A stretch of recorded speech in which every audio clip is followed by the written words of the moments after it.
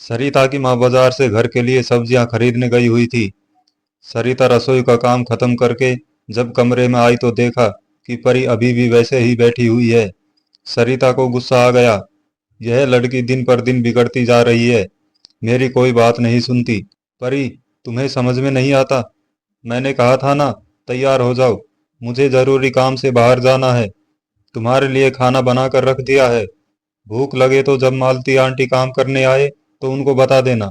नानी को परेशान मत करना, उनकी तबीयत ठीक नहीं है। परी वैसे ही बैठी रही, फिर नाराजगी से बोली, हम घर कब चलेंगे? मुझे पापा की बहुत याद आती है। सरिता परी के पास बैठ गई और बोली, अब हम वहां नहीं जाएंगे। तो क्या हम हमेशा यहीं रहेंगे? नहीं, मैं नौकरी ढूंढ रही हूँ। आज इंटरव्यू के लिए जाना है। मुझे नौकरी मिल जाएगी तो हम नया घर किराए पर ले लेंगे, फिर वहीं जाकर रहेंगे। पर क्यों? पापा ने तो हमारे लिए कितना अच्छा घर बनाया है, मुझे बहुत अच्छा लगता है। हम वहां क्यों नहीं रह सकते? परी के इस तरह बात करने से सरिता को गुस्सा आ गया। वह उसे डांटने लगी। तभी उसकी माँ बाजार से आ गई और बोली, क्यों डांट रही हो इसे? अभी बच्ची है, धीरे धीरे सब समझ जाएगी। माँ, ये बहुत जिद्दी हो गई है, कोई बात नहीं मानती मेरी।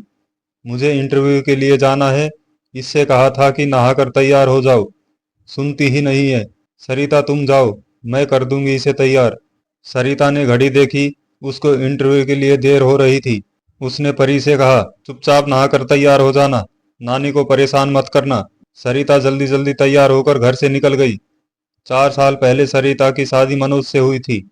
मनोज एक बड़ी टेक्सटाइल कंपनी में जूनियर मैनेजर था। उनकी शादी दोनों के माँ बाप की मर्जी से हुई थी, लेकिन उनके बीच कुछ ही महीनों में अच्छा तालमेल हो गया था। अक्सर शाम दोनों ही कहीं बाहर घूमने निकल जाते थे। घर पर भी ज्यादातर समय एक दूसरे के साथ ही बिताते थे। पति पत्नी के बीच गहरा प्यार था। फिर उनके घर में उनकी बेटी परी का जन्म हुआ। अब दोनों पर ही माता पिता की जिम्मेदारियां आ गई थी। परी के आने के बाद मनोज को लगने लगा कि अगर वह उसे अच्छा भविष्य देना चाहता है तो अपनी आमदनी बढ़ानी पड़ेगी। बहुत दिनों से वह और उसका एक साथी पवन योजना बना रहे थे कि दोनों मिलकर अपनी एक छोटी टेक्सटाइल की कंपनी खोलेंगे। मनोज ने सोचा कि अपना बिजनेस शुरू करने का यही सही मौका है। उसने पवन से बात की, वह भी तैयार हो गया। दोनों ने अपना बिजनेस शुरू कर दिया।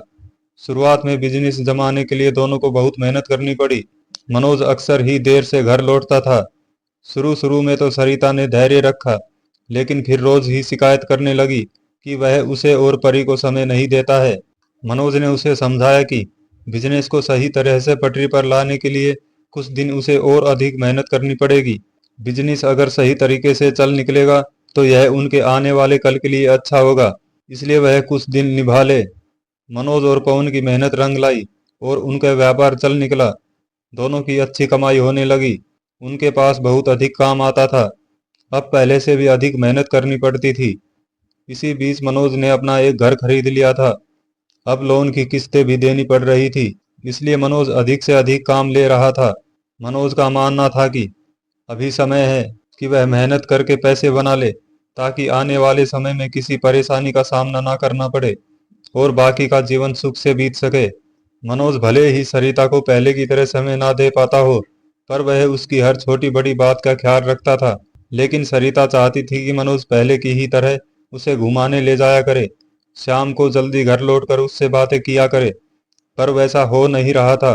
अब आए दिन सरिता और मनोज के बीच इस बात को लेकर झगड़े होते थे। सरिता कहती थी कि वह सारा दिन घर में ही पड़ी पड़ी बोर हो जाती है। ऐसे में यदि वह उससे थोड़ा सा समय मांगती है तो क्या गलत करती है। मनोज का तर्क था कि अब तो परी भी बड़ी हो गई है, तुम चाहो तो कोई काम शुरू कर सकती हो, इससे तुम्हारा मन भी लगा रहेगा।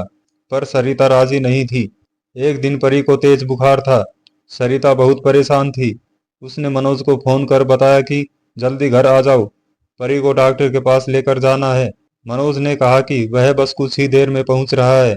सरिता इंतजार करने लगी, पर मनोज नहीं आया।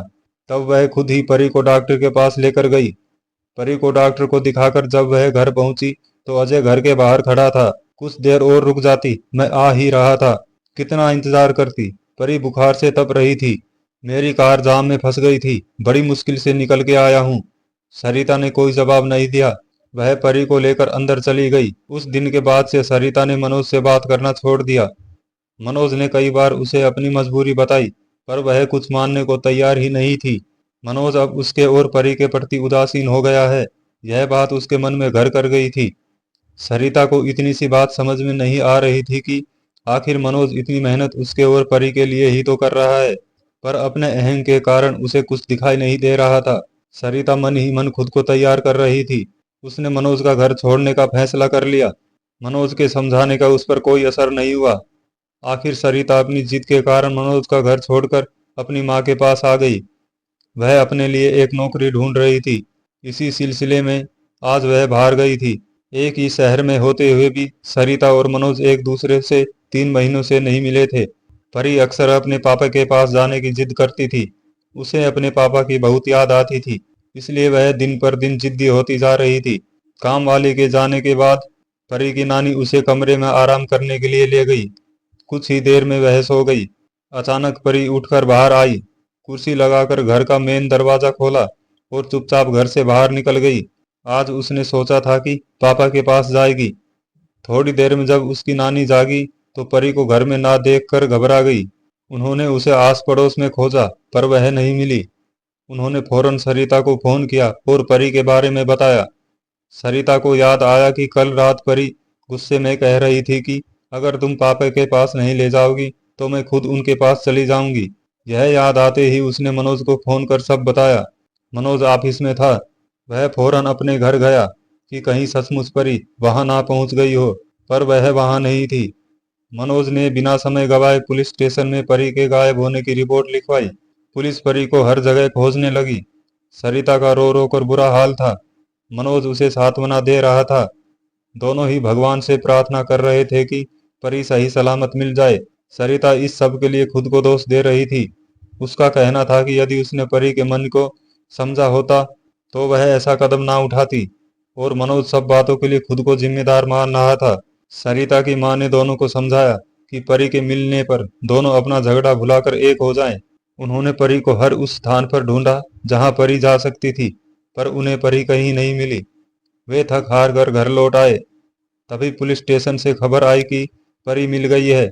वह एक पार्क में बैठी रो रही थी। तभी एक भले आदमी की उस पर नजर पड़ी। उसने उसे पास के पुलिस स्टेशन में पहुंचा दिया। वे सभी लोग जल्दी से पुलिस स्टेशन पहुंचे। सरिता ने परी को अपने सीने से लगा लिया और रोने लगी। मनोज ने उस सज्जन को धन्यवाद दिया जो परी को पुलिस स्टेशन लेकर आए थे। वे अभी भी वहीं पर बैठे हुए थे। परी के मिलने पर मनोज और सरिता दोनों ने भगवान को धन्यवाद दिया। अपने झगड़े को भूलकर दोनों एक हो गए। अब सरिता को भी अपनी गलती का एहसास हो गया था। उसने मनोज से माफी मांगी और छोटी छोटी बातों के लिए झगड़ा ना करने का वादा किया। उस दिन के बाद से सरिता ने कभी मनोज से जल्दी घर आने की जिद नहीं की।